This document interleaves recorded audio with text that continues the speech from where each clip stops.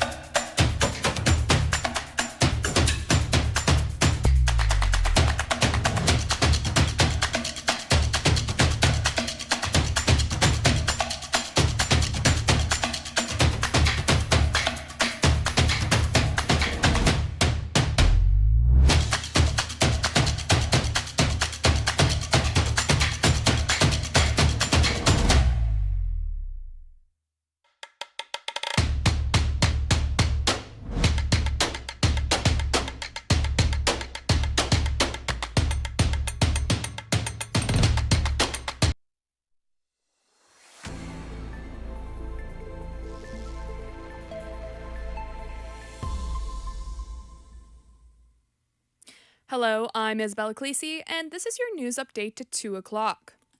Vancouver police are asking for the public's help in identifying a suspect in a violent assault. Police say a woman in her 30s was walking near West 43rd and Ontario Street around 7:50 Sunday evening, near Oakridge SkyTrain station.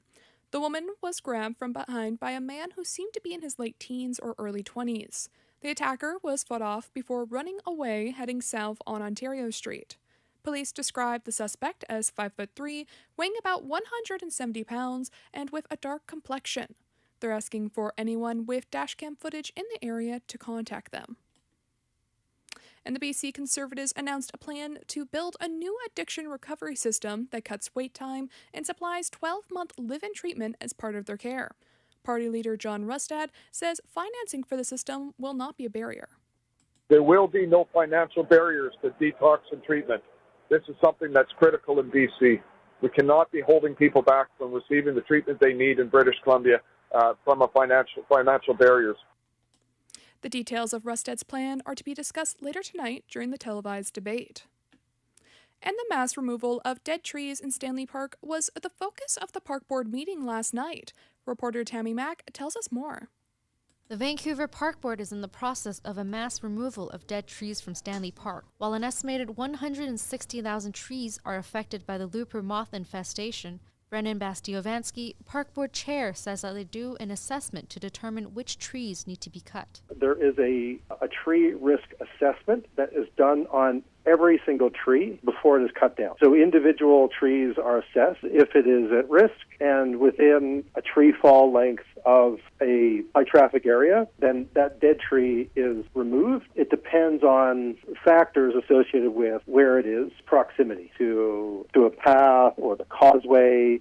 Bastiovansky estimates that 16,000 trees will be cut down, 10% of the total number of affected trees. Tammy Mack, BCIT's The Crow. Now, the bird population in Canada has changed over the decades, with some species showing growth while others have declined. Our reporter Vivek Nakra has more on the story. The British Columbia's coast supports the life of a lot of marine species. This coast is also a major corridor for millions of migratory birds traveling to and from breeding grounds elsewhere in the continent. According to the Rainforest Conservation Foundation, many marine bird species on this coast have seen a decline in last 50 years. There is a large concern about threats to marine birds due to lack of information about them, particularly during seasons other than summer. Vivek Nakra, BCIT's The Crow.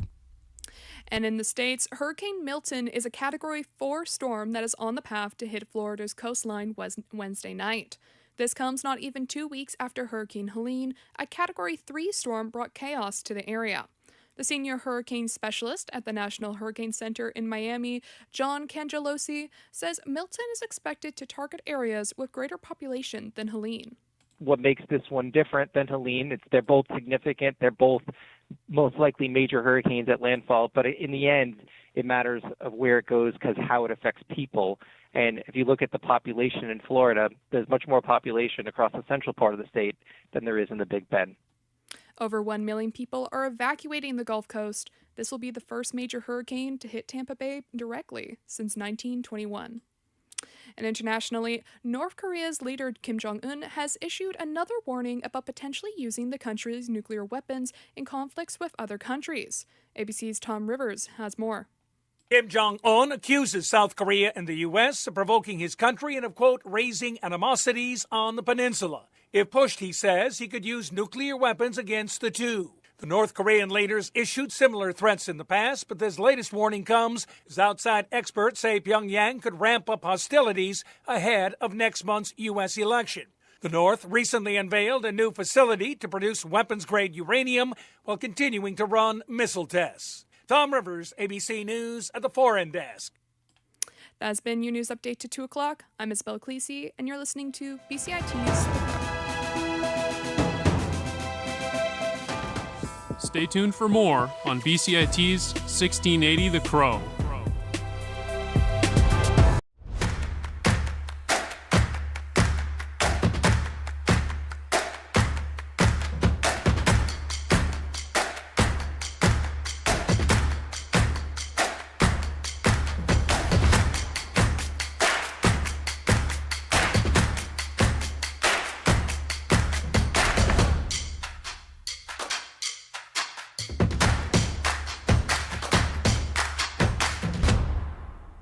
Everything is changing to digital. Everything is online. People aren't just waiting for the 6 o'clock news anymore. People want their news right now. They want to be able to go onto their smartphone, onto the internet, and see the news that they want to see.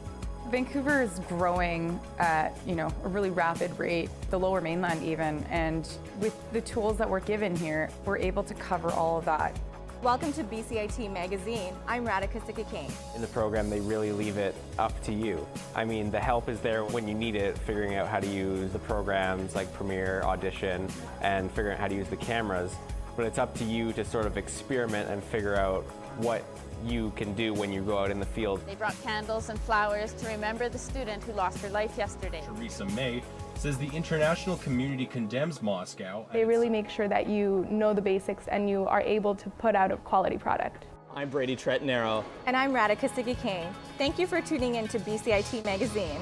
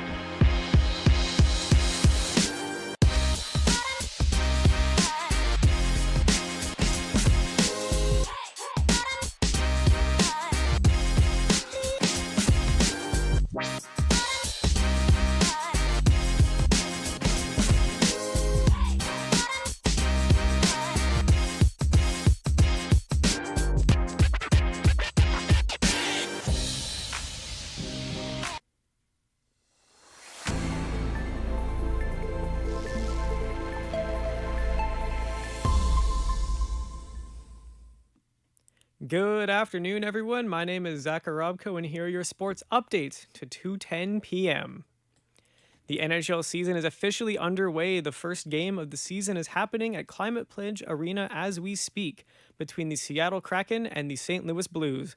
Kraken assistant coach Jessica Campbell is the first female coach behind the bench in an NHL game. The score of that game is currently tied at 0 at the end of the first. Tonight's slate features 2 more games afterwards as well.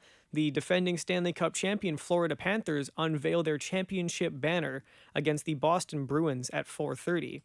And lastly, the Utah Hockey Club hosts their inaugural game against Connor Bedard and the Chicago Blackhawks at 7. In Canucks updates, the Vancouver Canucks announced defenseman Mark Friedman has been placed on waivers. Friedman initially made the opening night roster, but will report to the AHL's Abbotsford Canucks if he clears waivers. The Canucks make their season debut tomorrow night against the Calgary Flames. At the baseball diamond, 2 heated rivalries will take the mound for their 3rd National League Divisional Series games. First, the New York Mets and Philadelphia Phillies just began play in New York. Aaron Nola starts for the Phillies against Sean Manaea of the Mets. The score is currently 0-0 in the top of the first. We will have updates as necessary. Then the Los Angeles Dodgers head to San Diego's Petco Park for Game 3 of their series. Dodgers fans in Game 2 threw baseballs and beers at Padres outfielder Jurickson Profar, which caused a delay. Padres manager Mike Shildt says geography plays a huge role in their rivalry.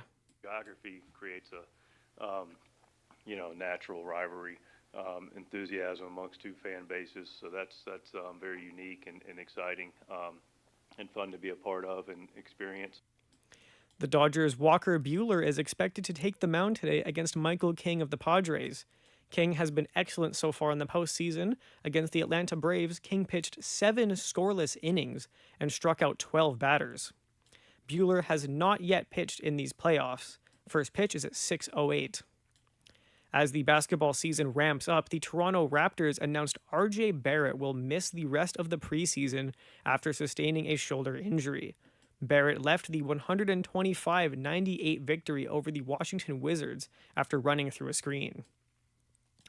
And the WNBA playoffs second round continues tonight. The Connecticut Sun will play the Minnesota Lynx in a decisive Game 5. Lynx forward Nafisha Collier says playing tonight's game at home is a culmination of the Lynx' hard work this season. Yeah, this is why, obviously you work so hard in the regular season is because you want this advantage. Obviously we wish we didn't have to go home for that game, but since we are, it's really nice to have that home court advantage. We love playing at home. We love playing in front of our fans, and so we have to go there and defend our home. The winner of this game has a date with the New York Liberty in the WNBA Finals, which will begin on October 10th. Moving to NFL news now, the New York Jets announced the firing of head coach Robert Saleh. Saleh was fired following a 2-3 start to the 2024 season. In his career with the Jets, Saleh finishes with a 20-36 record after 4 years on the job. ESPN's NFL insider Adam Schefter spoke about how the Jets were visibly underachieving on First Take today. I think that they believe that they have a really good team. I think that they think this team, especially in that division, can compete to win the division, and it wasn't performing the way that everybody expected. If we watched this team, everybody would admit, every Jet fan, it looked off. They lost at home to Denver. They lost to Minnesota.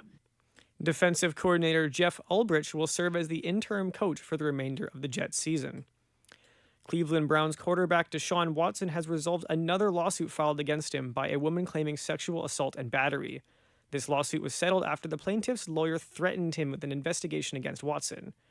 Watson was previously suspended 11 games in 2022 for violating the NFL's personal conduct policy after more than 24 women accused him of sexual assault and inappropriate conduct.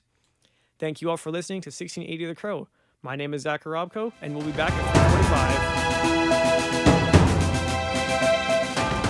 Stay tuned for more on BCIT's 1680 The Crow. This is 1680 The Crow, and you're listening to our feature presentation.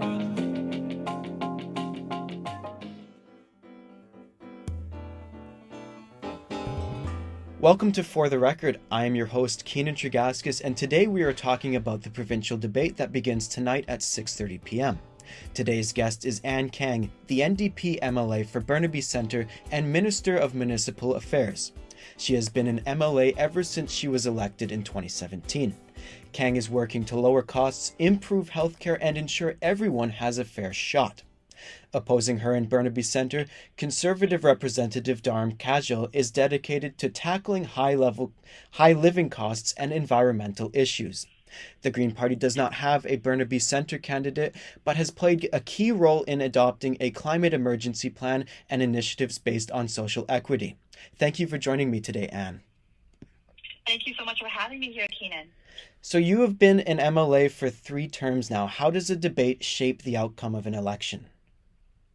Well, I think debates are a very important platform for our voters to hear from each and one of us how much we care about our community, how much we know about our platform, and the work that we intend to do if we are elected by our electorates. So I also know that you used to be the Minister of Advanced Education. With David Eby planning to deliver better schooling and care for students, how does the current Minister of Advanced Education help him in delivering this? Well, we have done many things in post-secondary education. I have been talking to constituents, for the past 7 years. And what I have been hearing is that there are employers who are looking for employees to help grow their business, help contribute to the economy. I also hear that there are people who are looking for jobs but can't find an appropriate job in their sector or with their expertise. And so recognizing that there is a mismatch in our education system. And so what the current Minister of Post-Secondary is doing is helping people skill up. And so we have been doing that by providing people with a tax credit of $3,500 to so that people who are working or adults who would like to take extra programs to skill up to be able to do that. As well, she is also working very hard in skilled trade because, as we know, skilled trade is the future of our community. As we look at things like construction, electricians, automotive, and so when we see this housing crisis that we have here, one of the things that our Minister for Post-Secondary is doing and working with Mr. Eby, or, I would like to say our Premier, Mr. Eby, but doubling construction apprenticeship training. So BC has a supply of Red Seal certified workers needed to build the tens of thousands of homes we need every year. And so this is crucial work. We know that more needs to be done, and we're going to continue to increase the number of seats, the affordability for students such as BC Access Grant, and making sure that the access to post-secondary is there for students of all ages and of all career journeys. That's great. So before I go to the next question, I do, for the viewers, want to announce that I tried to reach out to both the Green Party and Conservative Party for a statement before our interview, and I was unable to get through to them. So I do want to know, how will the proposed crime policies stand out from the Conservatives' policies to make the streets safer, where the Conservatives want to, according to their website, end the drug decriminalization, hire more frontline officers, and enforce mandatory health treatment? Well, we have exactly done just that, and we want to continue to do the work. In fact, under the BC NDP government, we have hired over 250 police officers, and we work with the police officers. We don't fight with them. We work with the police to launch new specialized teams to go after gangs, guns, and drugs. And this is really important because as we look to the street disorder that we see in downtown Vancouver, and thankfully we don't see a lot here in Burnaby because we in Burnaby work very closely with the Burnaby RCMPs here. That it is the gangs who are selling these illicit drugs and enticing those who are vulnerable to be addicted to drugs. We're also going after organized crime and money laundering, as we have seen previously. The Attorney General, who was David Eby, went after money laundering and seizing criminals' fast cars and luxury goods and real estate holdings, because we want to send a strong message to people who are part of the gangs, that life of a crime doesn't pay. So we are making a strong difference. We're working with the community to make sure that their concerns about public safety is heard, but also taking action with local police officers to do that. However, I know that Rustad and the BC Conservative, they would be cutting the services that help prevent crime and to keep our community safe, because he did it before, and I believe that he and his party will do it again. For example, Rustad, when he was in with this old government, they cut prolific offender management programs that were proven to reduce reoffending by 40%. And so in a single year, he also cut social housing investments by 75%, turning a generation of people out on the street. And so when we think about the roots of the problem, the cuts to these essential services to keep our community safe is the root of the problem. We cannot take this risk. We cannot afford this risk. And so BCNDP is taking action. 16 years of inaction, 16 years of funding cuts. We've only had 7 years to build it back up and really invest in our community. And it is BCNDP and David Eby and our endeavor to continue to build a strong economy and a strong and safe community. Another major topic right now is the housing crisis, which you mentioned a little bit before. How does the NDP's plan differ from past years, and how can this be compared to other parties' plan, where Rustad's plan is to exempt $1,500 per month for renters and owners, while Sonia Furstenau is proposing vacancy control? Well, thank you so much for this question. And as the previous Minister for Municipal Affairs, I have been working very closely with my colleague, Ravi Kahlon, who was the Minister of Housing. So as we know, and I'm very proud of the work that David Eby has done previously, where he took on speculators. And he's tackling housing costs by taking on speculators, cutting red tape, and breaking down barriers to construction. And housing is a topic that is very close and dear to David Eby's heart. So what BCNDP is doing is we are taking on real estate speculators who are driving up housing costs. You have seen just previously this term, the speculation tax has turned well over 20,000 empty condos into long-term homes. And that means 20,000 more families found homes here in British Columbia. As you know, someone who is, having a young family like me, the flipping tax was so essential to my friends and myself, because bringing in a new flipping tax really allows families who are trying to buy a home. We didn't have to compete with house flippers. And as well, restricting short-term rentals like Airbnb, we're turning thousands of units into long-term housing. Now, in contrast, John Rustad has a 20-year record of defending the status quo in housing. He's flip-flopped on certain policies such as housing and voted down all of the regulations that we voted for in the legislature. I think he's working, that's good for the real estate speculators, but definitely not good for the rest of us. And he plans to cancel David Eby's housing action plan and the hundreds of thousands of homes on the way. And so I have no confidence in the BC Liberals. Rustad has promised to cancel the action plan that we have in place. And what that means is axing those 300,000 new middle tax homes before they're built. And that would result in driving costs even higher. I have many friends who are starting up a new family. I know students who are graduating want to have a home that they can afford, close to the community that they love. And if we have Rustad and the Conservatives voted in, all of these will be canceled. And I'm very concerned about that. Okay, I have one question about the Green Party now. With the NDP recently recriminalizing hard drugs, Rustad's Conservative Party has already planned on closing all drug sites. Do you think the Green Party can gain any ground within voters from BC by pledging to expand the safe drug supply? Well, I really appreciate the work that the Green Party is doing, and really appreciate Sonia Furstenau being a very kind leader. But it is the BC&DP this time in this election that will be able to make the strong change and form government. And I know that if there are other Green candidates that are elected, that we would be able to work with them. The BC Conservatives, they flip-flop on decriminalizing drugs and safe injection sites. For example, Rustad, had said at one time safe injection sites are good, they save lives.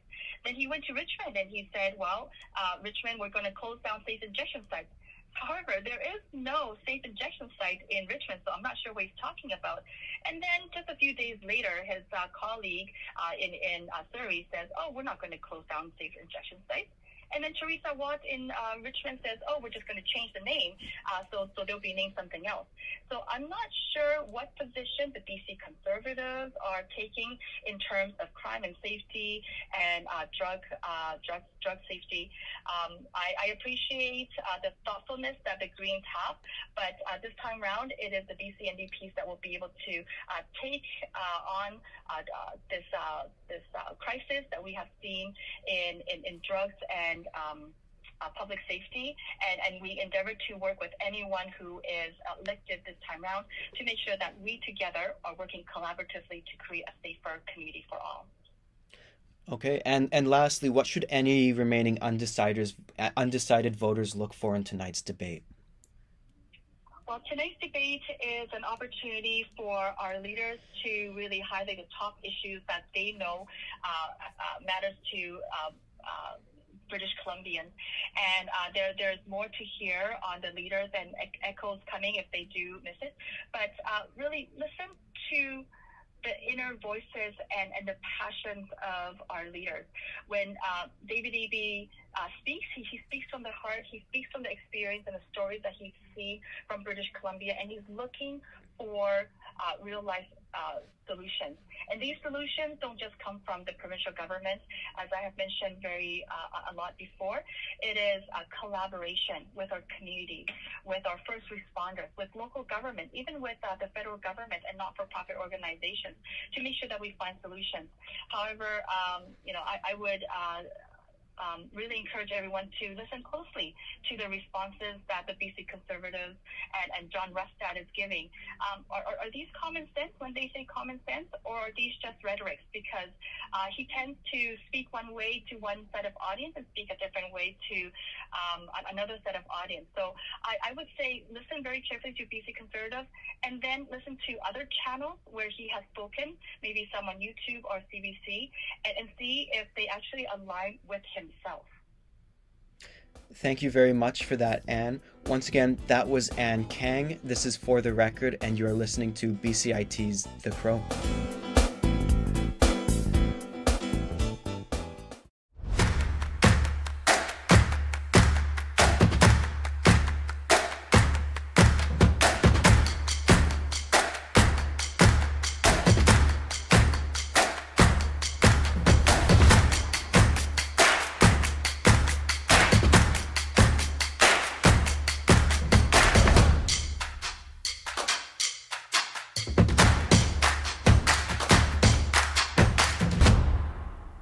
Everything is changing to digital. Everything is online. People aren't just waiting for the 6 o'clock news anymore. People want their news right now. They want to be able to go onto their smartphone, onto the internet, and see the news that they want to see. Vancouver is growing at, a really rapid rate, the Lower Mainland even, and with the tools that we're given here, we're able to cover all of that. Welcome to BCIT Magazine. I'm Radhika Sikakane. In the program, they really leave it up to you. I mean, the help is there when you need it, figuring out how to use the programs like Premiere, Audition, and figuring out how to use the cameras. But it's up to you to sort of experiment and figure out what you can do when you go out in the field. They brought candles and flowers to remember the student who lost her life yesterday. Theresa May says the international community condemns Moscow. They really make sure that you know the basics and you are able to put out a quality product. I'm Brady Tretnero. And I'm Radhika Sikakane. Thank you for tuning in to BCIT